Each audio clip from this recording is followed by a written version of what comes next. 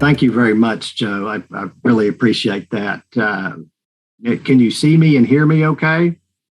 Yes. Good. All right. Well, if I need to dampen or turn the volume up to 11, I will do that. Good afternoon. First off, I really have to thank Murray Stein, Riccardo Bernardini, and Joe for giving me this invitation to speak. I really heartfelt thanks to them. I especially want to thank the support team who's really been helpful. I would like to say hi to some of my Pacifica friends, Linda Carter, Maren Hansen, Steve Eisenstadt, and Nancy Ferlotti, I know is in here today. And also I saw Kylie Laughlin in the audience. So thank you very much.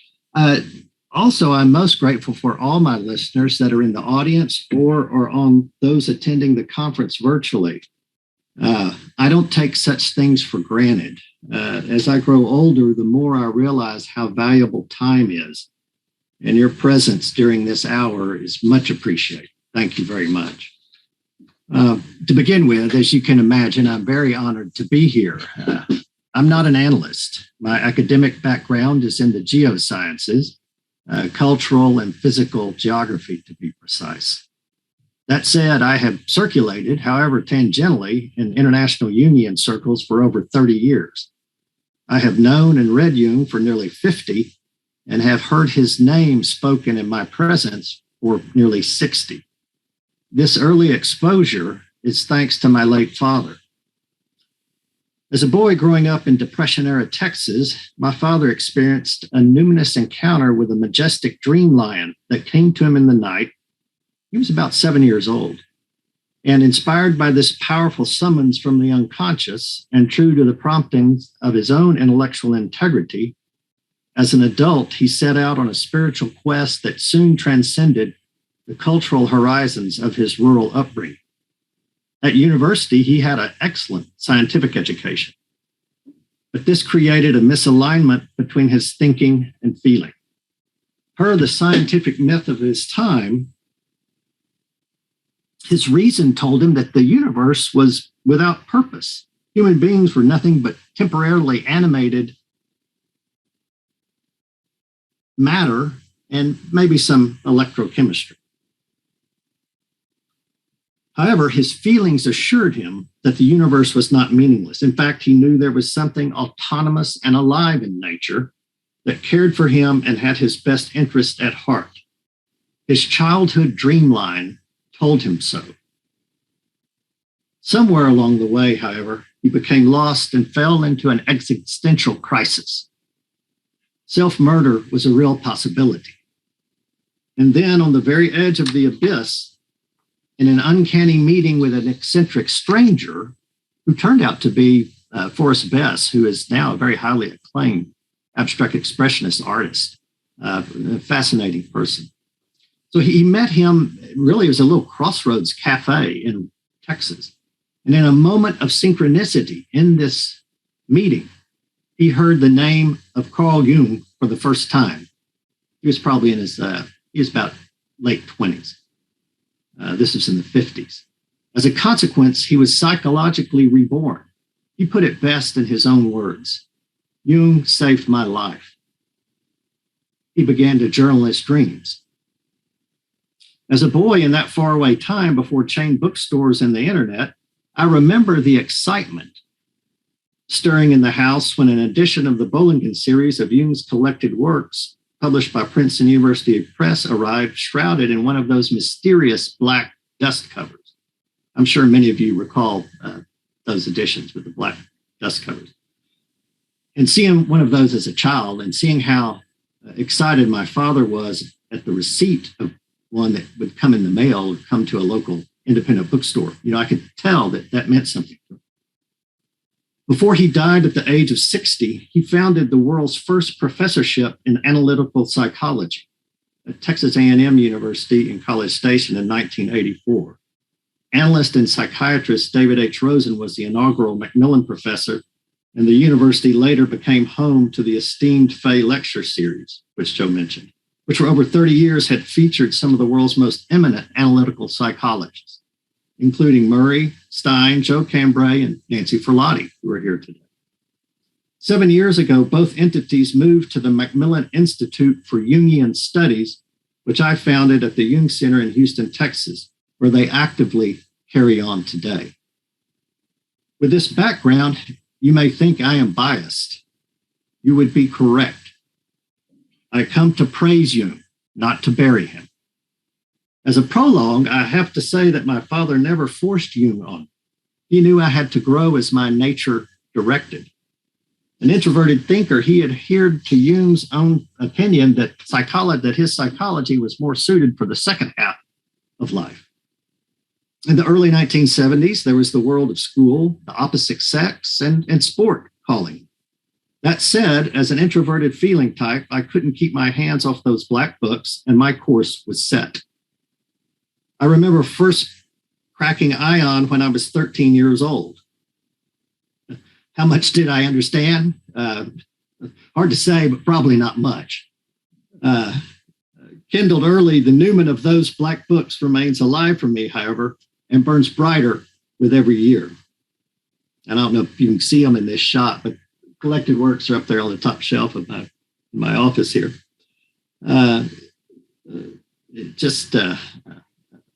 And this brings me to the Jung's Red Book. I first saw it in person at the Rubin Museum in New York City in 2009, and then 10 years later at Linda Carter's Magical Art and Psyche conference held at the University of California at Santa Barbara. In its presence, both times I felt the frisson of that earlier excitement. My theme for this lecture is postmodern revelation and the new reality in Jung's Red Book. As a prologue, I will trigger one of my own complexes. This one orbits the galaxy of nonsense talked about Jung in academia, the popular press, and the media. First off, as to the Red Book, I find it very hard to believe it is the artifact of, as Jung termed it, doing a schizophrenia. In my opinion, anyone who believes this is incongruent with reality themselves. I personally find the Red Book as well chiseled as Michelangelo's Pieta. For his own reasons, Jung avoided terming it a work of art, for therein lay a trap. But colloquially speaking, the observation stands. In my opinion, it is a well-curated record of one man's raw experience with the objective psyche. This is not news, of course, for those here, but the world beyond these doors needs to hear it. Jung was not mad. As noted by Sonu Shamandazi, throughout his visions and active imaginings, he worked hard at his medical practice, attended to his growing family, and fulfilled his military service requirements. There is no question that he was so disturbed by his alarming pre-war visions that he questioned his own sanity. What healthy person wouldn't have done so? Only a disassociated individual would have taken an ocean of blood rising up to the Alps' highest peaks in stride. Jung didn't, and out of his psychological turmoil emerged a revelation. Now, was he a prophet? Again, no. According to Sonu, while Jung presented the Red Book as, and I underline the qualifying word, as a prophet's work, he was very careful not to don the mantle for himself.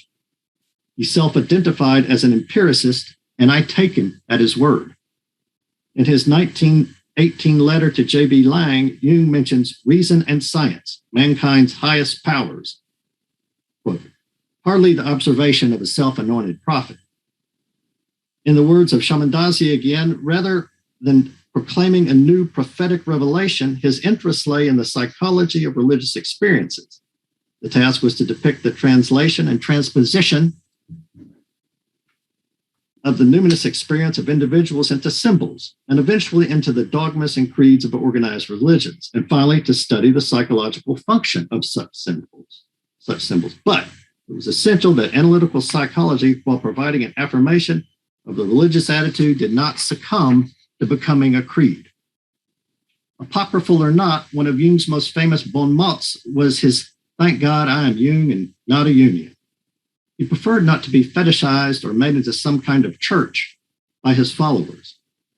Instead, he wanted others to blaze the trail of their own individuation as authentically as he blazed his own.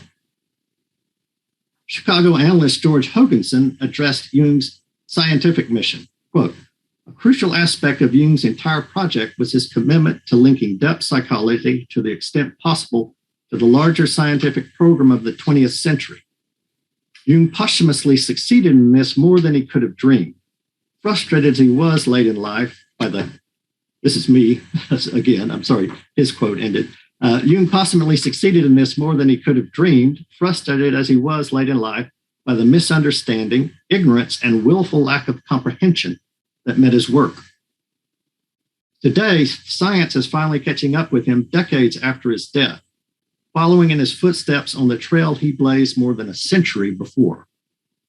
In his paper, The Affective Core of the Self, a neuroarchetypical perspective on the foundations of human and animal subjectivity, the late American neuroscientist Jack Panksepp notes, quote, "Accordingly, we think that such assertions by Jung that the self originates from an inborn dynamic structure integrating the essential drives of our brain mind and leading both to instinctual behavioral actions and to archetypal psychological experiences were not only quite far-sighted, but they actually open ways to connect his theory of the psyche with the most advanced scientific theories and discoveries of our day," end quote. British psychiatrist and Jungian analyst Anthony Stevens notes, and this quote is from 82, so I just updated the years, "Concepts introduced by Jung more than 90 years ago anticipate with uncanny accuracy those now gaining currency in the behavioral sciences generally. One of the founders of modern ethology, the late Nobel Prize-winning Dutch biologist Nico Tinbergen, independently of Jung, but in keeping with his theory on archetypes, developed his theory on innate releasing mechanisms, which are postulated to become active when an animal identifies appropriate sign stimuli in the environment, and thereby accounting for predictable patterns of behavior that occur across diverse animal species as they pass through life: courtship, mating, hunting, rearing young, defense, etc. And what of Jung's groundbreaking collaboration with Nobel laureate physicist Wolfgang Pauli and their still avant-garde publication on synchronicity? Panksepp again, quote, "Today, the application of nonlinear dynamic theories to neuroscience, shifting the level of neurological analysis from a mechanical neurochemical level to an immaterial electrical field level, theoretically opens the way to a shift from the physics of massive bodies to quantum physics, and therefore to the level of reality in which synchronistic phenomena may be rationally permissible," end quote. 70 years after Jung and Pauli's publication of The Interpretation and Nature of the Psyche, establishment science is starting to wake up, rub the sleep out of its eyes, and pay attention. Sadly, in the press, one still hears the Swiss psychiatrist referred to as a fraud, charlatan, a mystic, or somewhat better, a Gnostic, and in one eccentric instance, the modern manifestation of a pre-Socratic Greek philosopher. The fraud and charlatan charges are completely untenable, and I won't even address those. Moving on, one person's mystic is another's clear-sighted genius, and genuine Gnostics have been pretty thin on the ground since the 2nd century. Pre-Socratic philosophers departed the scene even longer ago. Now, surely, Jung read the historical Gnostic literature closely, translating and interpreting its thought through the lens of his psychology. And in the Red Book, of course, his teacher Philemon is described as an Alexandrian Gnostic. Jung incorporated Gnostic findings into his own theories as he built them out, appreciating Gnostic grappling with the problem of archetypes in their own naive way. In Memory Streams Reflections, he writes, quote, "When I began to understand alchemy, I realized that it represented the historical link with Gnosticism, and that a continuity therefore existed between past and present. Grounded in the natural philosophy of the Middle Ages, alchemy formed the bridge excuse me, on the one hand, into the past, to Gnosticism, and on the other, into the future, to the modern psychology of the unconscious.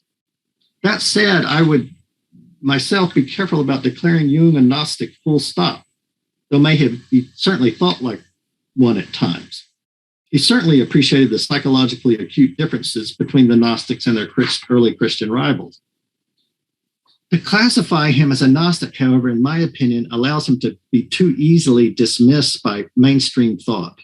I think in a way, I certainly understand the point, and I think he did develop and have similarities with the Gnostics, but I think it's like calling somebody an Albigensian today. I mean, I think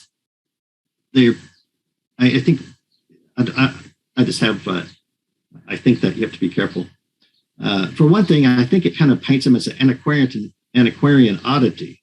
He wasn't that. If anything, he was 100 years ahead of his time.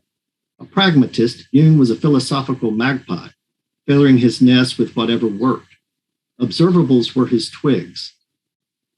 That makes him an empiricist in my book. And then there are the dishonest and downright weird fantasies that Jung deemed himself the avatar of an Aryan sun cult, a New Age wizard, a white supremacist shaman, or some kind of proto-Nazi necromancer. One wonders how such absurd and sometimes wicked accusations get publishing contracts. Controversy sells, of course, but I also think there is something else going on here. My suspicion is that these authors are terrified that Jung might be right, so they have to diminish him, which many others, for their own ideological reasons, relish. Jung threatens modernity's premises, so moderns, post or not, often try to find a disqualifying reason not to take him seriously. As Jung discovered, meaning and purpose exist in the universe, accessible to but not always created by human beings. They are fundamental features of the fabric of reality and not just psychic products of mankind.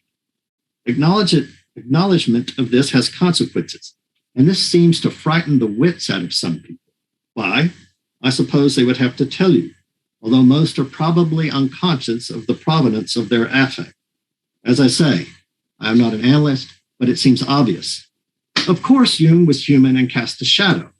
It is his humanity, his warmth, his quickly erupting and quickly banking temper, and his jovial earthiness that complement his scientific achievements.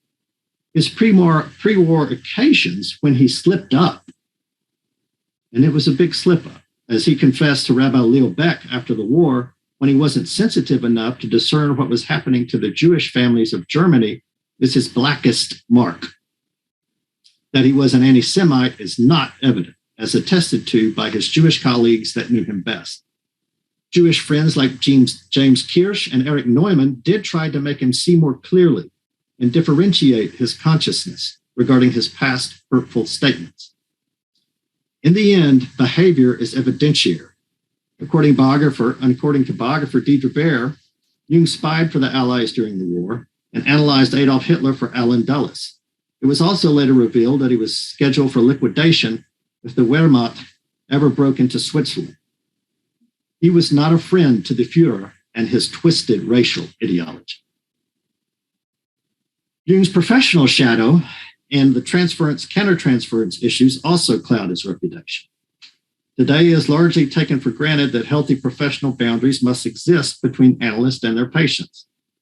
Jung and his first generation of depth psychologists learned the hard way. In the words of British analyst Anne Casement, the realization of the need for professional boundaries evolved over time as the result of trial and error on the part of early pioneers, most of whom were caught unaware by the power of the counter-transference. They had little awareness of what emotional forces were being released in both themselves and in their patients, end quote. Perhaps the best known historical example of an eroticized countertransference is the relationship that grew between Jung and his troubled but gifted Russian analysand, Sabrina Spielrein, who later went on to become a talented psychoanalyst in her own right. Jung's close friendship with Tony Wolff and the forbearance of his beloved wife, Emma, is still a controversial topic. A feminist reading of Jung is not always sympathetic, and understandably so. Jung was not perfect. He was who he was. His shadow and persona were integrated by suffering inflicted on himself and sometimes others. He was still individuating on his deathbed. Nevertheless, his scientific legacy looms like Kilimanjaro above the Amoseli Plains.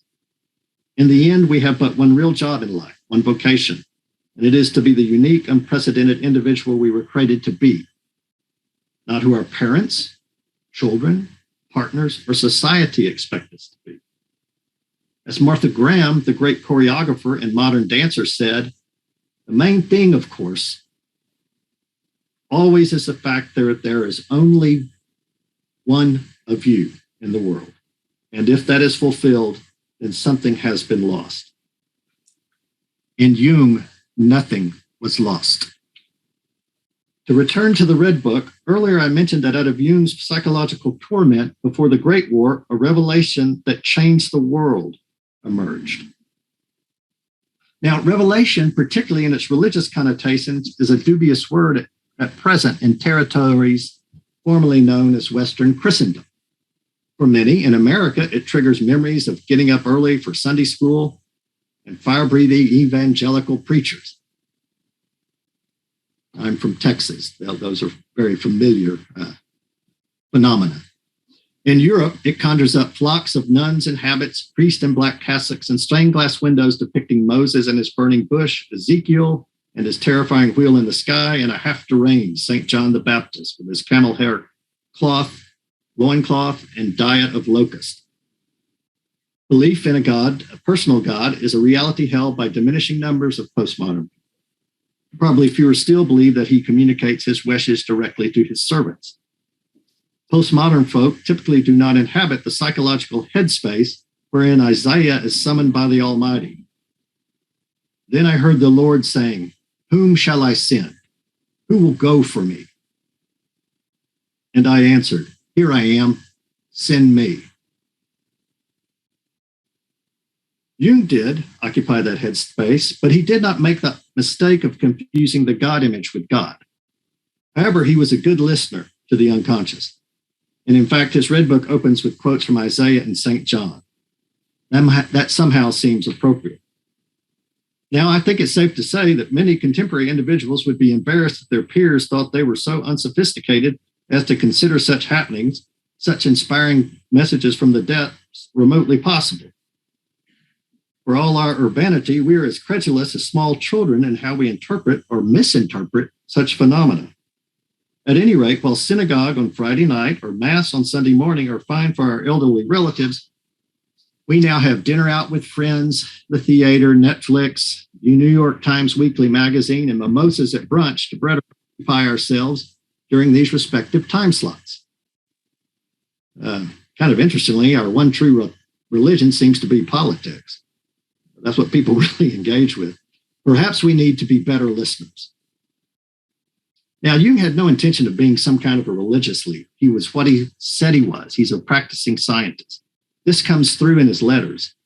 As he replied in an aside to one correspondent who he felt was drifting into possibly dangerous fantasy, let us return to the safe basis of facts.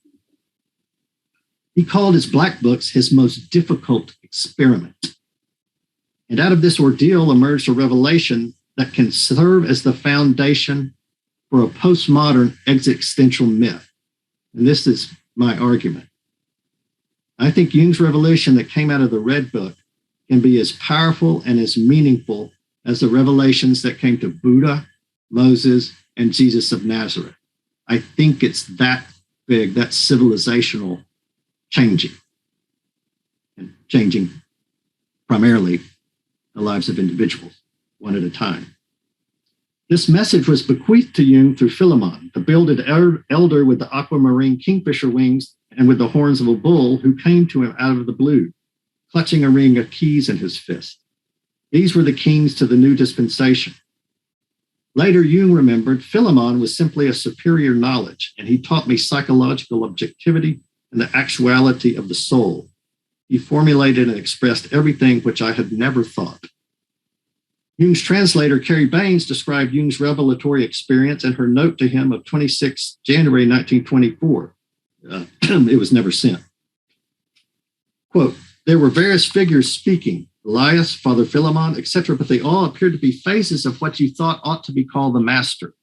You were sure that this latter was the same who inspired Buddha, Mani, Christ, Muhammad, and all those who may be said to have communed with God. But the others identified with you absolutely refused to. It could not be for you, you said.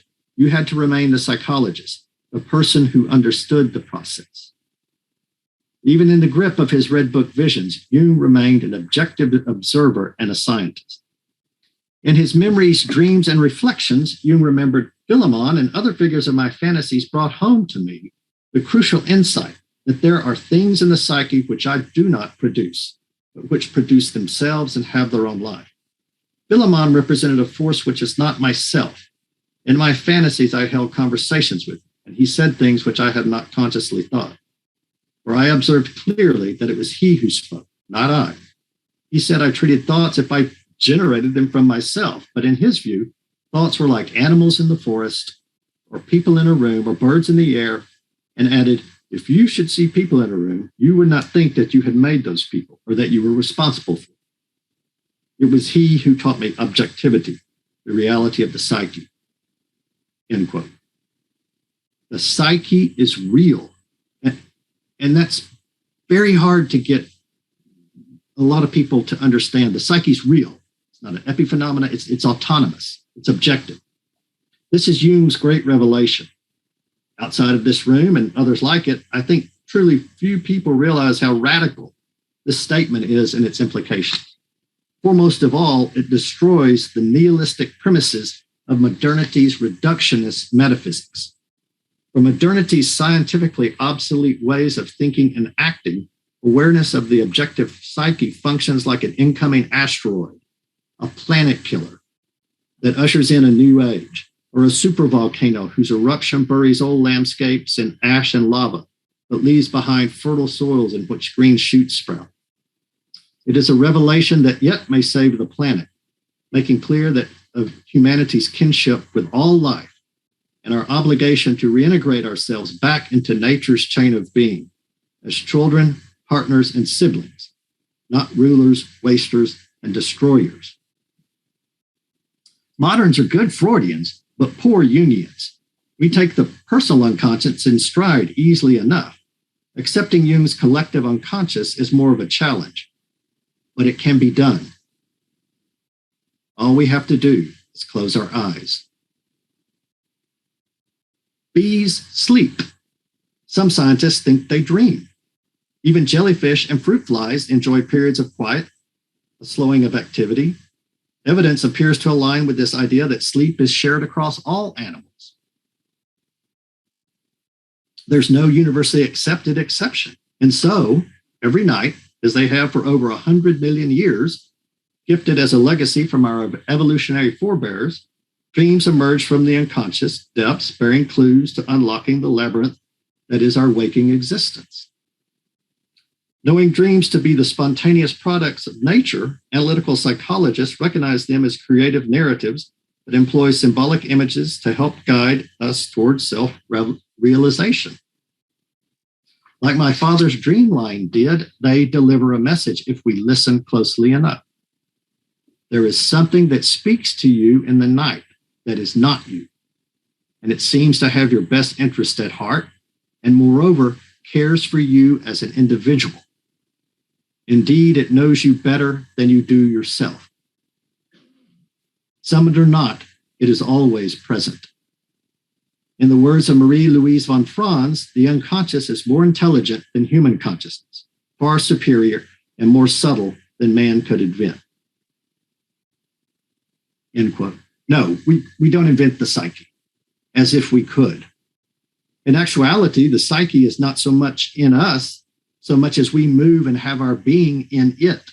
It is autonomous, trans-temporal, and trans-spatial, as Jung mentioned in his famous interview with the BBC's John Freeman. Quote, now these facts show that the psyche, in part at least, is not dependent on these confinements of time and space. And then what? The psyche is none under that obligation to live in time and space alone, and obviously it doesn't. then to that extent, the psyche is not subjected to those laws, and that means a practical continuation of life, of a sort of psychical existence beyond time and space. End quote. And it is here that the supervolcano erupts.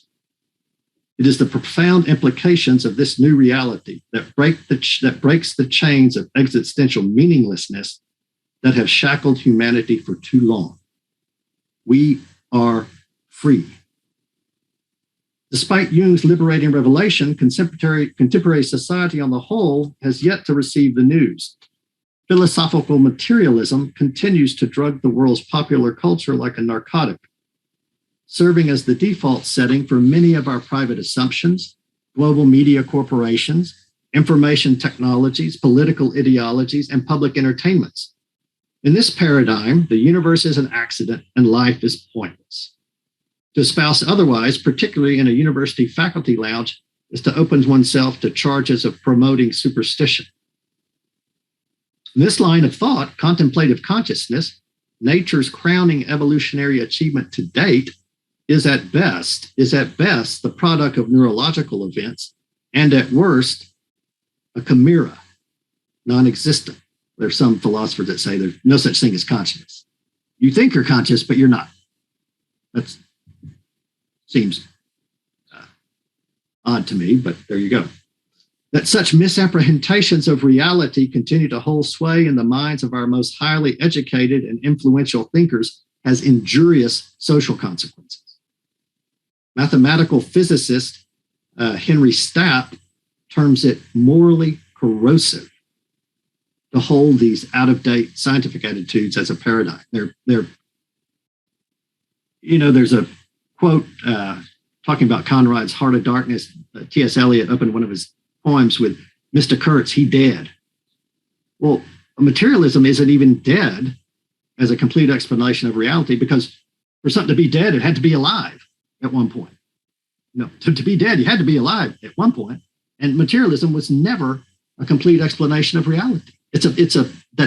Not that, F equal ma, Newtonian physics, yes, but as a complete explanation, it wasn't true. It was a fantasy we've endured for centuries. And as I say, I think it has very injurious consequences. Nihilism, lack of purpose. You're nothing but. There's no meaning in your life, no meaning in love is just a word. I mean, these thoughts are infectious and I think very damaging. Now, what does liberating ourselves from these illusions imply for the future? What might a restoration of meaning and purpose to existence portend? What are the revolutionary implications of just such an awareness for our planet and its creatures? We may find out sooner than we think. In 1982, French physicist Alain Aspect published his famous experience proving local realism or materialism was untenable as a complete explanation of reality. 15 years later, Nicolas Gisin demonstrated Bell's inequality violations at up to 10 kilometers in his groundbreaking experiment near the shores of Lake Geneva. Since then, scores of more tests by other physicists have replicated, refined, and extended Aspect's and Gisin's finding. Nature's non-locality is now experimentally confirmed to approximately 70 standard deviations. I mean, other things we just accept as fact are like, 3 or 4 standard deviations. And quantum physics, 70 standard deviations. According to Henry Stapp, whom I mentioned earlier, non-locality is the most profound discovery of science. Full stop. The reigning materialist paradigm that has dominated Western culture for centuries, nearly 300 years, is empirically dethroned in the laboratory as a complete explanation of reality. Jung's revelation about the objective psyche puts the final stake through its heart. Rather than emerging from matter as long believed, some physicists suspect that consciousness may be primary. This hypothesis is being tested as we speak. Conscious observation as a maker of reality is mentioned in the scientific literature that discusses the wave function collapse, retrocausality, the double slit experiment, and the quantum eraser experiment. Consciousness transcending time and space is observed in near-death experiences, various archetypal experiences, synchronicities, precognition, telepathy, clairvoyance, psychokinesis, remote viewings, postmortem communications, and other anomalous phenomena. Modern psychical research, PSI, which has some of the most rigorous experimental protocols extant, repeatedly confirms stochastically probable findings regarding non-local mind, and the cumulative evidence grows stronger by the day.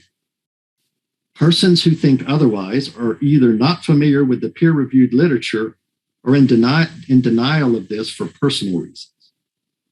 The theory that consciousness is emergent from brain activity alone, that it just emerges out of your brain, it's just neurochemistry, that consciousness is emergent from brain activity alone is dying so fast that the fallback position for many scientists is panpsychism, the theory that consciousness is fundamental and physically, this is key, physically ubiquitous in nature, even down to the level of atoms. As someone with a scientific, coming out of the sciences, this strikes me as sort of a scientific Alamo or Dien Bien Phu, a last stand of the materialist that is doomed to fail. So where is consciousness born? How does one solve the so-called hard problem? Jung had an answer. Working with Wolfgang Pauli in the 1950s, Jung proposed what physicist Harold Upmanspacher terms the Pauli-Jung conjecture, their version of dual aspect monism, which posits that mind and matter both originate in a still mysterious underlying unitary reality which exists outside of time and space. Upmanspacher notes that this underlying unitary reality is a neutral domain that is neither physical nor mental.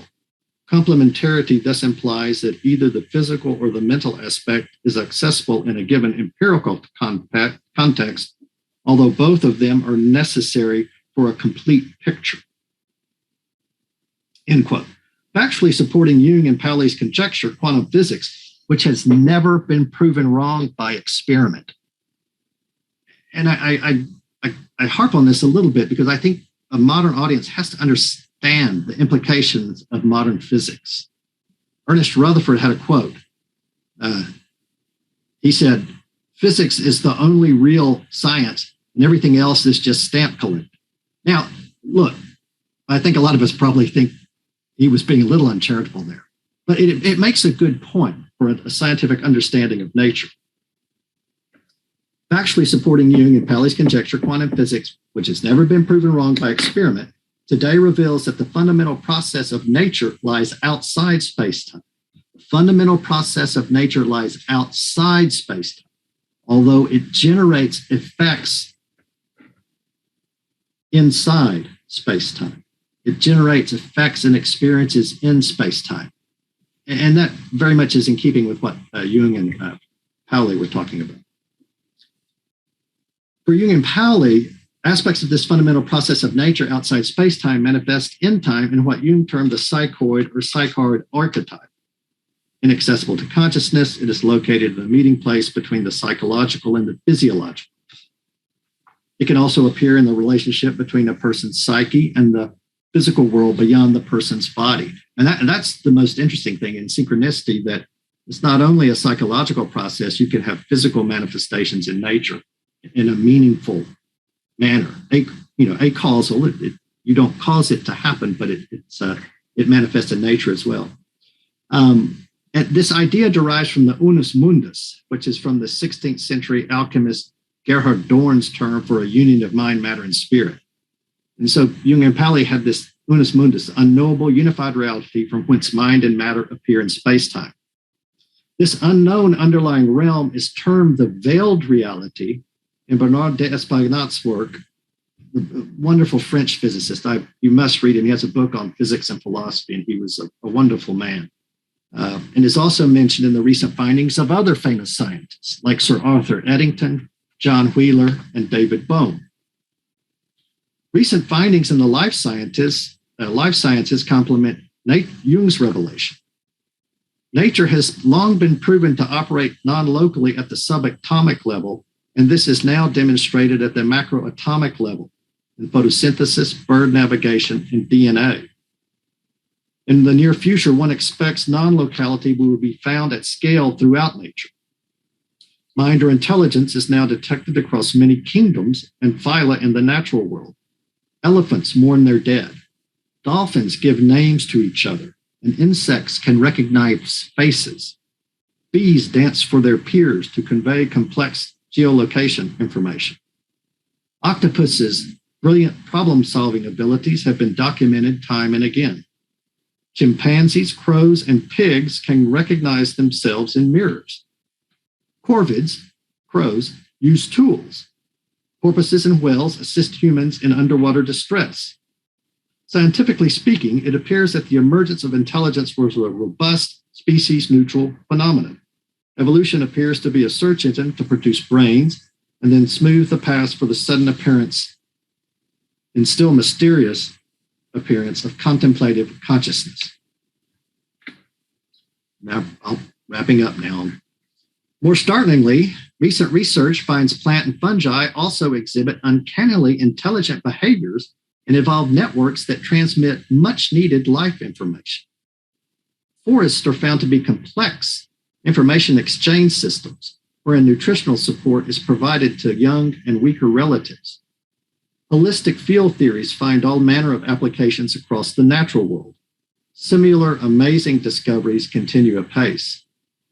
And while you're there in Ascona, I urge you to buttonhole Joe Cambray because he is really knowledgeable on all of these new things happening with systems and emergence and things that are happening in nature. This is one of the most exciting things going on in science right now. And so it all comes back home. As Goethe said, nature is always right. Quantum physicists posit a fundamental role for the observing mind in nature. Who or what is the author of mind? This is still a mystery. It may remain so forever. Nevertheless, Jung's revelation restores to us our non-local soul, the true self, as it is called in traditional Chinese medicine. And based on a cascading sequence of observables, one may feel safe in expecting this self to continue to exist beyond our physical death. If you don't think that blows up modernity, it does. We find ourselves reborn in a new cosmos. The dragons of materialism and meaninglessness that have plagued humanity for so long are beheaded by science's sharpest blades. Purpose is recrowned in the universe. All sentient beings are brothers and sisters who creep and crawl and walk across the planet and soar above its treetops, swim along its coastlines, and roam its watery abysses, are dreamers and co-creators with us in an ongoing miracle that exploded out of a primal fireball 14,000 million years ago. Perhaps the collaborative mission of creating more and more consciousness may serve as a future planetary-wide myth. It would be a good one. Jung has the last word. Our age is seeking a new spring of life. I found one and drank of it, and the water tasted good. Thank you very much for listening. I hope my accent wasn't too much of an impediment.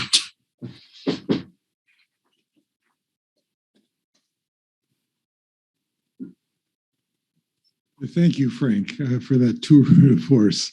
Let's take a little bit of time for questions. Kylie, I see you've got your hand up. Hey, Frank, it's Kylie. Hey, great talk. Kylie. Thank you. Hey, you're welcome. So, hey, I have a question, and there's no right or wrong answer, so just bear with me. So, as you know, the first part of the Red Book, Libre Novus, is actually titled "The Way of What Is to Come." Mm-hmm. Dom Dasani is very clear that there's a certain prophetic tone to the Red Book, certain parts of the Red Book, and there's also an active imagination that Jung wrote, or he painted at some point. I think it was like 1919, 1920, and the title of that active imagination painting is we hope and we fear. In fact, it's in art, and believe it's in the art of C.G. Jung. It was also I think it was on display in Santa Barbara a few years ago. And what's interesting about that painting, and for those of you who've seen it, it has a picture of Philemon, and has a picture of Bacchus, and I believe Salome's on there, and it has a priest who's wearing red with a cross. And there's an interesting character on there that is in black and has the cross. And my interpretation, that's actually Jung, because if you really do a close reading of the red book and the black books, you realize that Jung depicted himself as Parsifal. The it was actually Jung doing most of the actions, a protagonist in there, not Siegfried, but Jung, the new hero image.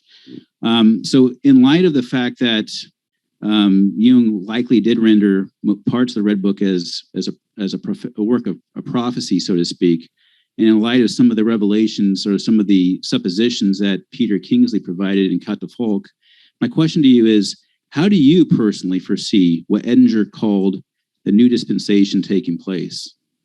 I think you alluded to it, but are there any... Well, right, yeah. Catafalque, that was a fiery missile. That was, I read, but the volumes and the notes, that was, I think it's hugely important. I think the new dispensation, Jung talked about the dream where he saw people each sort of building, working on, I think this is in one of Edinger's books, working on the columns, and each person was working on a column. And Jung said that was the temple of the new religion. Excellent dream. Yeah, and somebody said, how long will that talk and take? And he said about 600 years. I think in the Secret of the Golden Flower, Jung says the Tao grows out of the individual. The individual is the only reality. This new dispensation works through individuals, but I think this has a collective aspect too, that how it affects society and how it affects people. You see some quotes that say individuation is for the few. Well, I think everybody can individuate as in their own way, but I think some people more than others do need a cultural support. And this idea saying that the universe is not meaningless, and you, no matter who you are, no matter where you're from, no matter your ethnicity, your gender, whatever you may be or conceive of yourself to be, you are important. You'll never be, you're unique, you're unprecedented, and you make a contribution to the making and growing of reality. And I think this applies to our animal brothers and sisters too. They're all a part of this emergence of out of the dream. And in the Red Book, and I'm very careful about the prophet stuff. I think he psychologizes. He gets accused of psychologizing things, but I think he was very careful. He may have thought what he was doing was prophetic, and I think it was, but I don't think he viewed himself as a prophet as that's commonly understood. I think he thought, wow, I've got something here that's, I don't know if people have thought this way before or in this way. They have always thought in terms of reality, a greater reality that mankind and people are in touch with. But I think I think the reality of the psyche, I think this idea can create an existential story for individuals that gives meaning and purpose that is real. And that's the difference, it's real. Jung said, I don't need to believe I know. It's that knowing. It's so important. We don't believe that stepping out in the street, stepping out into the middle of, Kensington Church Street, when a bus is coming down the wrong way, according to Americans, which has happened to me many a time.